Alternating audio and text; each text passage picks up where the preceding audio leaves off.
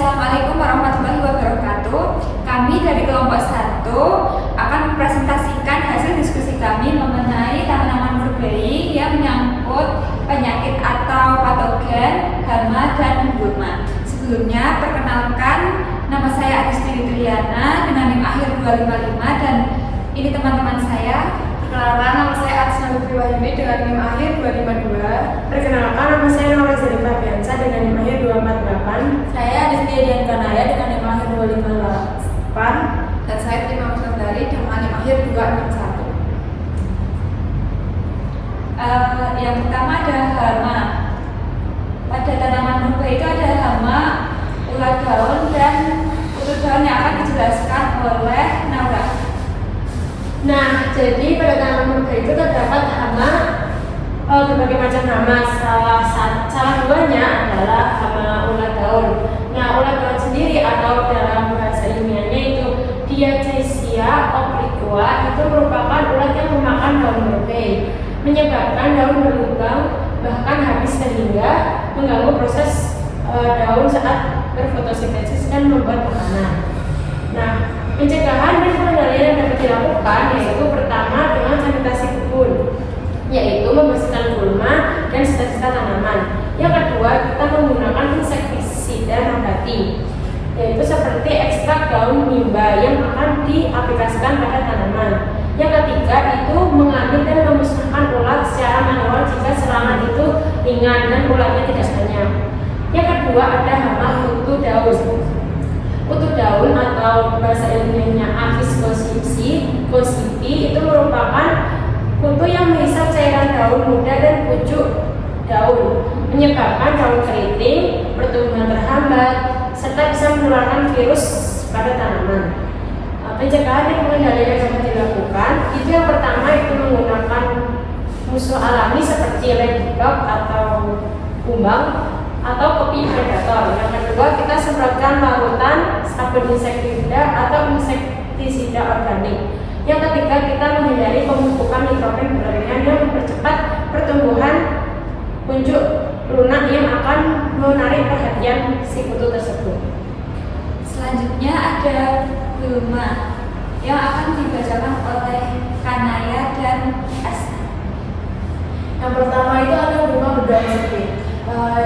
Cibarus rotundus adalah gulma berdaun sempit dari famili Cibaraceae yang memiliki rintang bawah tanah dan berkembang biak secara cepat. Waktu mengganggu tanaman berbuah, gulma ini mengganggu sejak awal tanaman hingga fase pertumbuhan aktif berbuah karena bersaing merebutkan unsur hara, air, dan sinar matahari. Pengendaliannya pertama itu ada cara manual, yaitu dengan cara mencabut gulma hingga tuntas ke akar dan hitamnya. Yang kedua menggunakan herbisida sistemik, yaitu menggunakan glifosate saat gulma aktif tumbuh. Dan yang ketiga ada pengolahan tanah dalam membantu menghasilkan limpa. Dan terakhir menggunakan pulsa, yaitu menghambat pertumbuhan gulma baru. Untuk gulma yang kedua, rumputan. Alang-alang adalah gulma rumputan dari famili Poaceae yang sangat agresif, tumbuh dengan akar limpah, menjalar, dan cepat menutupi area tanam.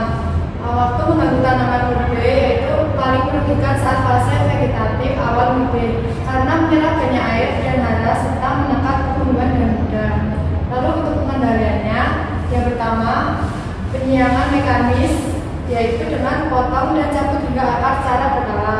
Yang selanjutnya penggunaan herbisida sistemik berbahan aktif seperti glufosinate, amonium, atau glifosate. Yang selanjutnya ada pemulsaan dengan menggunakan pulsa plastik hitam, perak, atau organik untuk menekan pertumbuhan. Yang terakhir ada rotasi tanaman, menghindari monokultur terus-menerus agar populasi alang-alang tidak meningkat.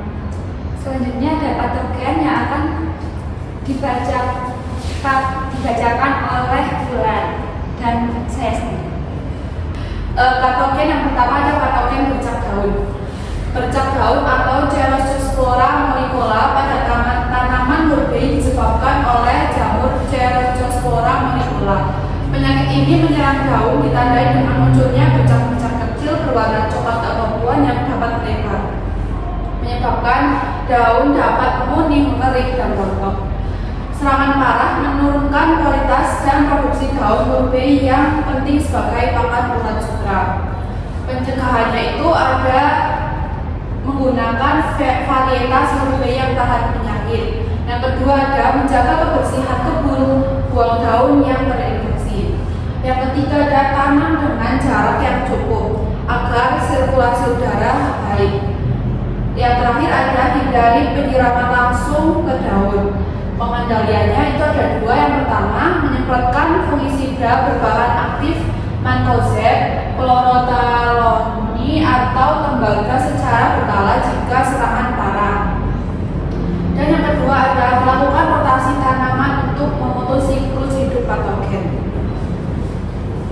Oke, selanjutnya yang kedua ada bakteri Syringae atau Pseudomonas syringae, merupakan patogen yang menyerang berbagai tanaman termasuk blueberry. Bakteri ini menyebabkan penyakit bercak daun bakterial yang ditandai dengan bercak kecil berair yang kemudian berubah menjadi coklat atau kehitaman. Sering dikelilingi hawa kuning, bercak ini bisa menyatu dan menyebabkan daun mengering atau rontok. Penyakit ini menyebar melalui air hujan, percikan air, alat pertanian, dan serangga. Nah, untuk pencegahan dan pengendaliannya, yang pertama pencegahan menggunakan benih atau bibit yang sehat dan bebas penyakit. Kedua, hindari penyiraman dari atas.